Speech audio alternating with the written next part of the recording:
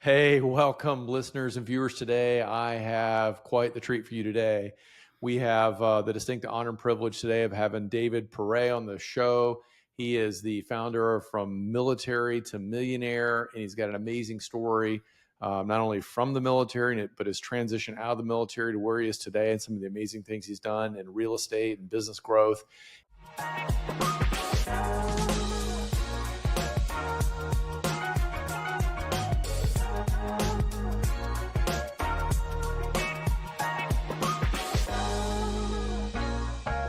I always love to talk to former and current military people because we really appreciate their service and what they've done.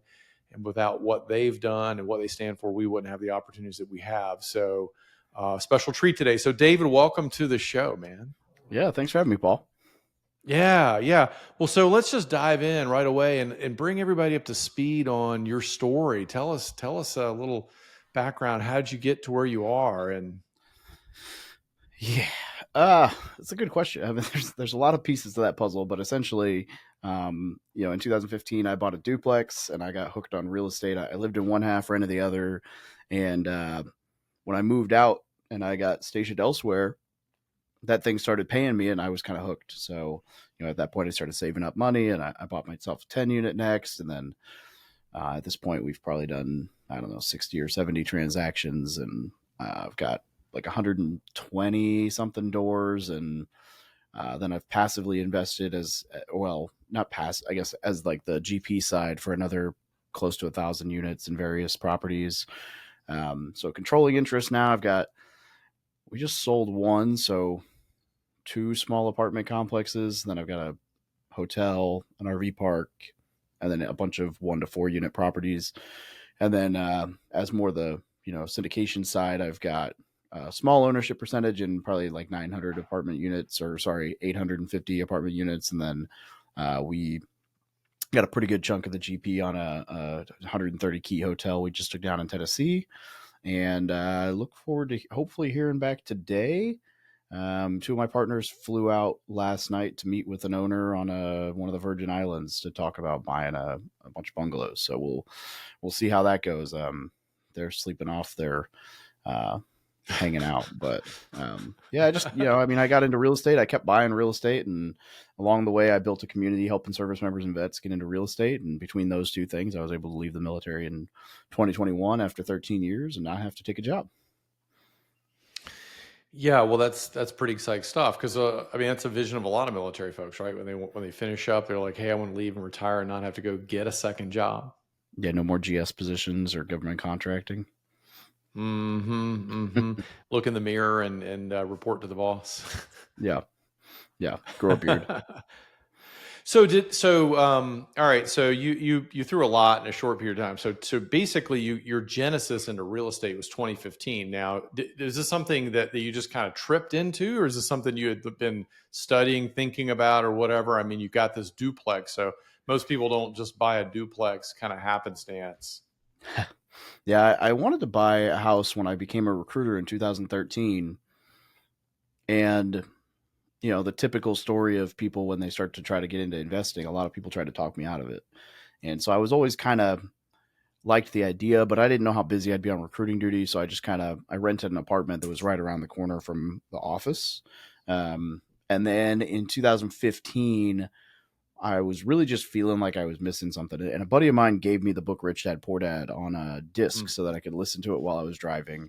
And that was like the catalyst. It was like, oh, I'm not crazy. This really is something that works. It isn't hard. It's not complex. It's very doable. Rich Dad Poor Dad, love it or hate it. You either think it's the most amazing book ever, or you think it's full of crap because it's a made up story and he won't admit it's made up. But my thought on it is it takes a really boring subject and makes it digestible. And if that's, you can't hate the man for that. It made it something that even me, who had no interest in finances, was able to make it all the way through quickly, understand the concepts, and be ready to jump. So from there, I just started listening to more books on real estate, kind of stumbled into Bigger Pockets. And that's where I learned about the house hacking idea of, you buy a place where your tenants can pay your rent. And I've now done that 3 times. I'm still doing it. This house is I'm in the in-law suite down in the basement, which is my office, and then upstairs is a 4-bed, 2.5-bath, house that I holds 12 people, and I rent on Airbnb, and so it brings in $3,500 a month, and my all-in cost on the house are 26. So I got a free Well, office. there you go. So awesome. So you bucked the all the naysayers around you. You're like, okay, I want to do this, and like, it's not going to work. I mean, it's really easy to find those naysayers in life, right? All you got to do is just put something out there that Yeah. the old crab in the bucket. I'm going to go a little bit higher than like, no, you're not. We're gonna Yep. we're gonna pull That's you back down exactly to it. where we are. Yeah. Yeah, but then you had a friend who tossed you the book Rich Dad Poor Dad, which is really kind of the seminal investment book, in terms of, I think, the eye opener. Whether it's a parable or true or not is kind of irrelevant. It's just this whole idea that, there's this world to explore out here that, they don't teach this in school. I mean, you can go to college and study real estate and real estate investing. Very few people do, Yeah. but there's no class, right, when you go through the normal, K through 12 on real estate investing, or investing for that matter, or business ownership for that matter, or anything that's really worthwhile at the end of the No. day, right? Yeah. Yeah. So all right, so you got your eyes open. You did a house hack, and you got a taste of the kind of a taste of the crack, and you're like, "Hey, this thing works. It's paying It's a some good way to put it. Yeah. cash." It was the first time I'd ever bought something that paid me. Yeah, that's an interesting concept, right? This whole idea of an asset versus a liability. That you want to accumulate assets, and it's just basically a simple definition is something that's going to pay you over and over again versus you sinking money into. We talk about Kiyosaki a lot. I've got a book as well on buying your own business space, and I talk about referencing him and this idea of the quadrants, and getting accumulating assets that are going to pay you over time versus just basically trading time for dollars, which in the military, or if, at your point, even if you come out of the military and you move up and you do GS and you go into the higher ranks, you're still kind of doing that, right? You're trading Yeah. time for dollars. And a lot of business people are doing that too, because they haven't yet learned to extricate themselves from the day-to-day operations, right? Of, I'm going to be working in the business versus growing the business as a product, and putting systems and people in place to grow, so that I can free my time up to go do other things, right? While the income is still coming in, because that's an asset as well. If it's done right, if you build a business correctly, you have an asset you can sell. It's going to be worth a whole lot more than if you're in there, you're the guy making the donuts all the time, and then you want to sell it. You're not going to sell yourself with a business, and so the value is so much lower, right? Yeah. Absolutely. So you've been investing from that one initial duplex experience. You got a taste of the honey. You liked it. You're like, this is good. Now you've diversified, though, in many different asset classes from what I picked up from you. You're a multifamily, you're in self-storage. I think I heard RV parks, things like that. You're Yeah. syndicating. Talk about that. I mean, what was the journey to diversification? Because so many people say, well, I'm just going to, build a portfolio of single family, or maybe some small multifamily or whatnot. Yeah. I mean, everyone hears all the stuff about shiny object syndrome bad, and, the old adage, right? Um, what's a jack of all trades is a master of none. But then the rest of that is, but oftentimes better than a master of one. And so the original, like the whole phrase is actually the shiny object syndrome. It's not necessarily bad. It's okay to be decent at a bunch of little things instead of only good at one thing. But, everyone's got their way. For me, I just really, what I think a big part of it was, I started blogging. I started documenting and answering questions for people about real estate. And I think I kind of got to this place where I was like, well, I can't really write about wholesaling unless I've tried it. Like, why, what do I have? What business do I have talking about this thing if I've not done it? And so then I wholesaled. And then I was like, well, what if I flip one? And then I flipped. And so I kind of like dabbled in everything, and have kind of decided what I like. And ultimately, all along, I've been what I would call, when people ask, like, what's your niche? I'm like, buy and hold. And they're like, well, what do you invest in? Things that I can buy and hold on to. Like, realistically, at the grand scheme of things, there are absolutely nuanced differences between a single family house and an RV park or an apartment complex, but they're really not that complicatedly or that different, right? Unless you get into like the syndication structures can be a little bit more intense. In some of the ways you structure deals, but I mean, realistically, cash in equals all expenses out plus some, and you're good. So it's not the most complicated thing in the world. And I think people are like, well, you got to only buy 3 twos in this year at this place. There's something to be said for being an expert in that specific asset class, but you don't need to only do that. Realistically, as long as you know that the income from your asset comes out at higher than all of your expenses combined, you're okay. At what percentage that comes out, you got to decide on the return you want. But the other piece to this is I got better and better at being a guy that could kind of raise capital for deals. And so it got to a point where I was either creatively structuring deals and bringing people in, or people were bringing me on to raise money for stuff. I just took down a portfolio I think we closed Tuesday officially, and it's 13 single family houses in a vacant lot. It's in Podunk, nowhere, Missouri. So it's not like anything expensive. It sounds cooler than the ticket price is, but I have 35% of it, and all I did was raise the capital and put my name on the loan. And then my buddy found the deal. My buddy's operating the deal. My buddy's handling everything. And he and I have worked together on several projects. So we have a good working relationship, but I'm not doing anything. My time spent is done. I raised the 200K we needed for the deal, and I brought my lender in to finance it, and I used my backing for it because he had just bought a bunch of stuff and his credit dipped lower than mine. So, basically I took on the risk and he took on all the work, and I'm okay with that. And so but that was a decision that you guys made. You're like, okay, well, I'm willing to do this for this. You're getting a sweet return. So it's worth some risk. It's not like you're getting a 5% return and you're taking all this risk, right? So, yeah. And those deals, Dave, I'm assuming it just depends on the deal, right? I mean, in some deal you might make a larger percentage, maybe a less, just based upon what you're bringing to the table in those scenarios.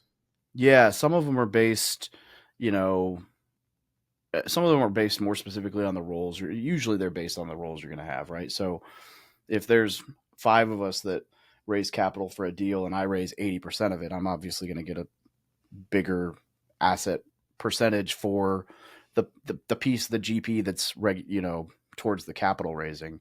But if I'm not operating the deal and I didn't find it, my overall stake in that deal will still be lower than the guys who are operating and the guys who found it, right? Whereas in a lot of these, I'm running like the Google business page, social media, online marketing, and like kind of that investor relations side. Like I'm better with people and marketing than I am with ops any day. I have no business messing with the details in ops. Like from a high level, I can speak to the strategy. When it comes to actually paying attention to numbers, like my P&Ls are a mess. So don't let me be that guy. So it just kind of depends. I mean, some of them are like this one where it's straight 35%. I already did all my work. I'm pretty much hands off now. And there's one where I literally just made an introduction to a single capital partner for the deal, and I got 10%, and I did nothing else. And then there's deals where I'm much more heavily involved, and the original like 100 units in my portfolio that are just me and a property manager running. And like to your point, you were talking about helping people buy commercial units for themselves.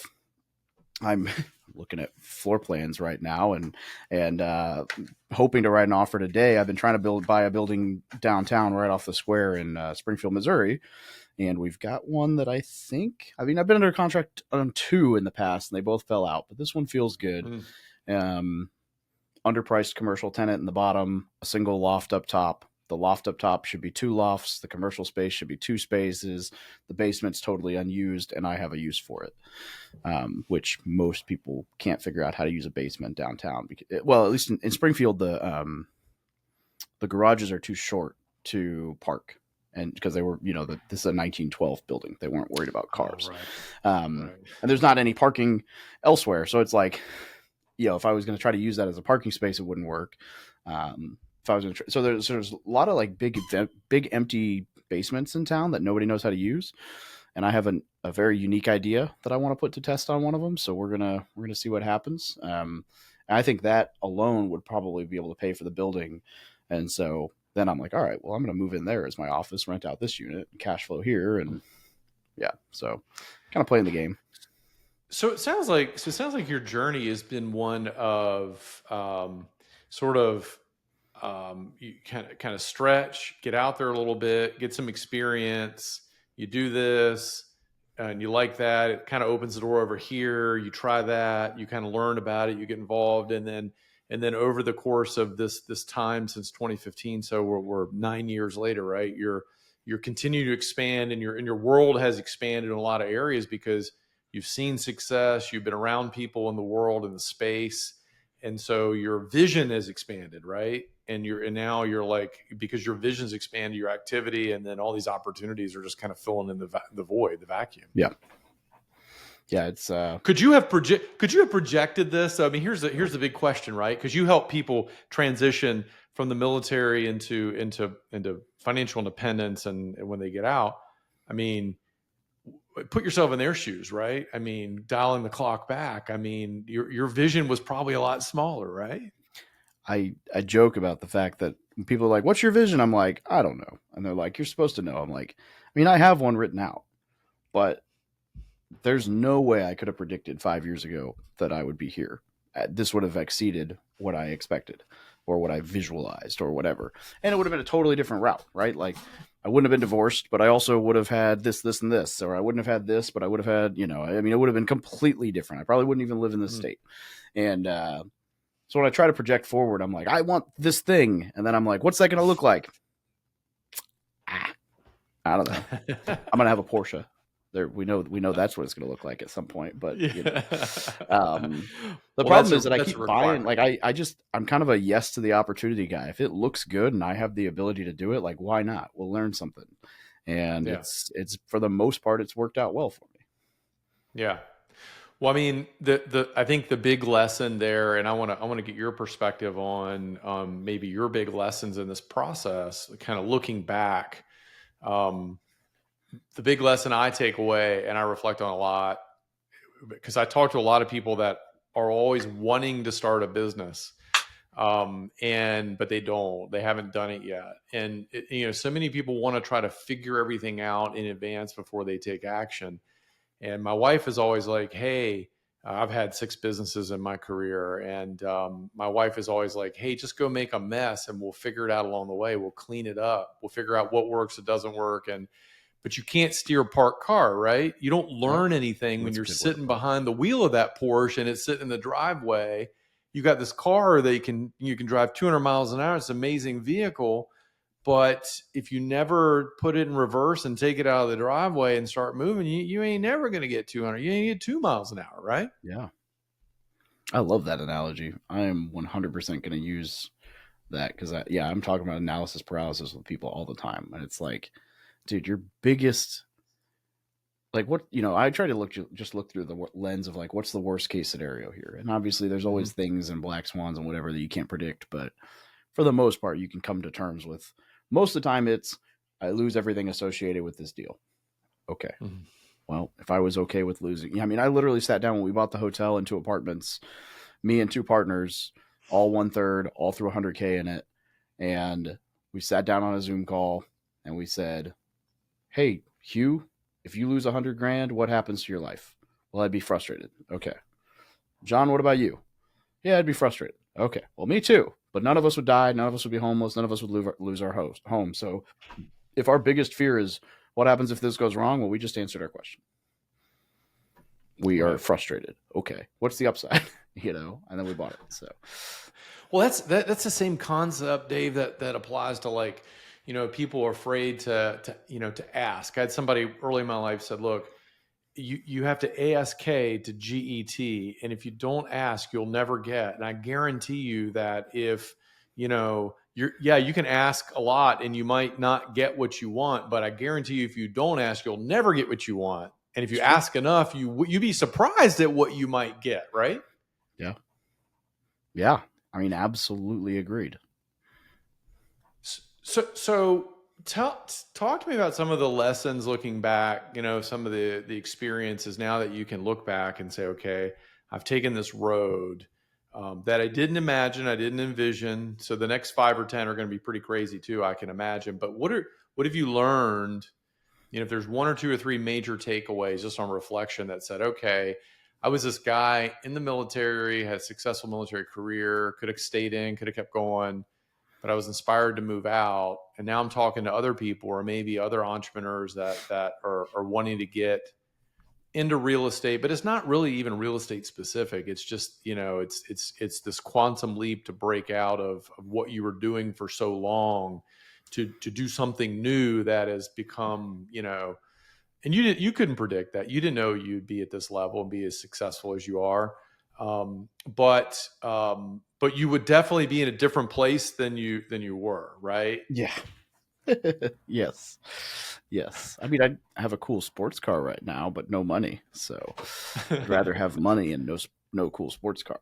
But Yeah. because the cool sports car will come and it'll be a much cooler one. So anyway, Right. yeah, I mean, there's so much there, but the single biggest, most impactful thing for me has been just surrounding myself with the right people. So whether that's getting into a mastermind group of people that are all trying to do the same thing, or hiring, or just networking with mentors, and I should probably stop and save every mentor here a headache and say that, look, I'm not saying go ask random people you like if you can pick their brain or if they'll be your mentor, because speaking as one of those guys, the answer will be no, because that's just too much of a responsibility when I don't know you. So focus on building a relationship with people and you'll get the mentorship as a byproduct. Whereas if you ask for mentorship, they will shut you down unless they ask you to open your wallet. Um, but it's getting around people. I mean, I basically just try to filter advice through the lens of, has this person achieved what I want to, or do they have a life where I'd swap places with them in this specific role?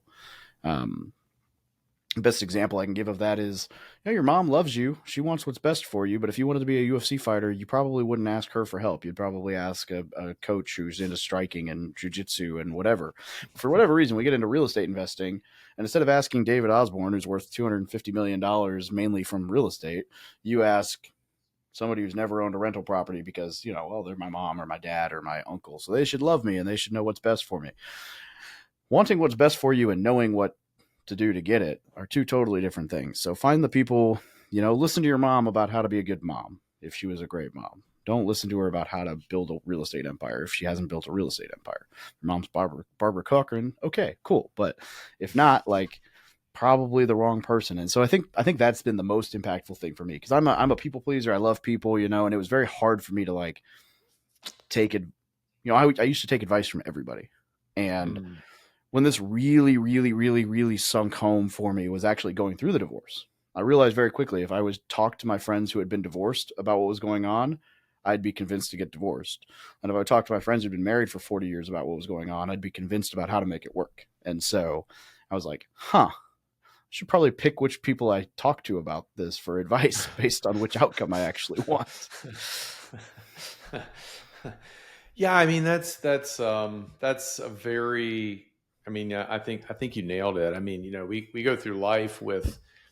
Someone said that I was thinking about this advice to my daughter and her boyfriend and other people, the young people, is like, no matter what you learn, like all the way through school and all the way in college, but the thing that will determine where you're going to end up 5 and 10 and 20 years from now is going to be the people that you listen to and associate and surround yourself with.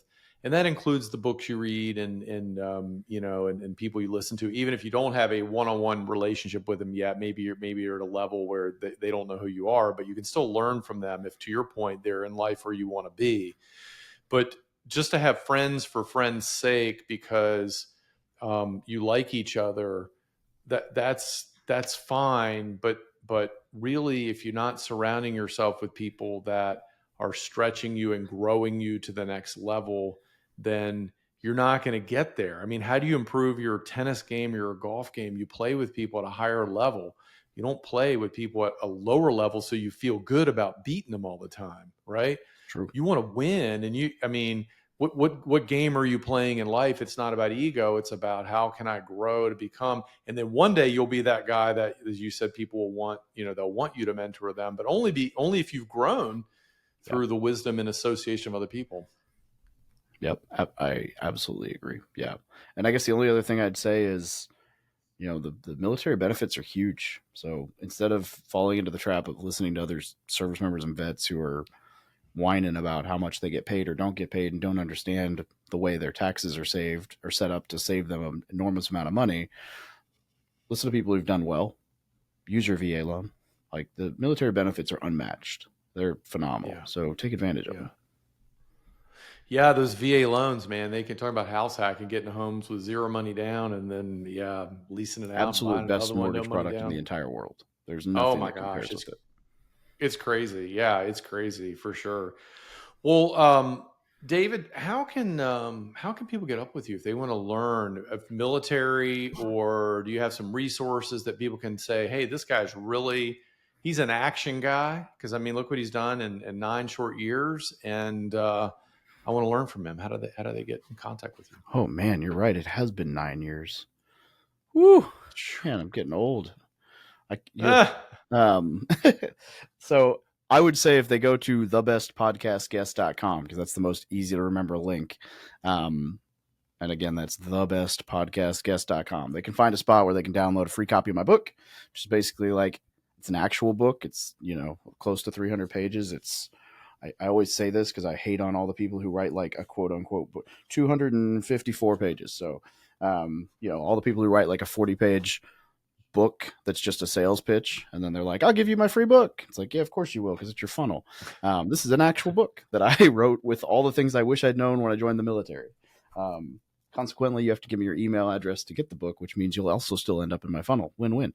uh, but I mean, ultimately, man, all of our resources are free, right? I've got a mastermind community, but I try to give everything away. So anything you need to know about investing in real estate, or starting an online brand or a social media platform or any of that stuff, is you can find the information on my YouTube channel and my blog. I've got a Facebook group with 67,000 people in it that are all vets. And, we're just, my vision, although we joked about it earlier, is to help 10,000 vets achieve financial freedom. How that's going to well, happen, I have no idea. I gave up on trying to come up with some concrete idea. I'm just getting the information out there. And, the more people we bring into the circle, the more people reach out and say they've made it. And I'm working on some kind of a wall where I can be like, look at all these people that we've helped. Because right now I'm like, cool, but no, that's awesome. But hey, the thing about vision is if you knew how to achieve it, it wouldn't be big enough, right? that's fair. Yeah. That makes me Yeah. feel better. It's like, no, I'm just kidding. Yeah, yeah.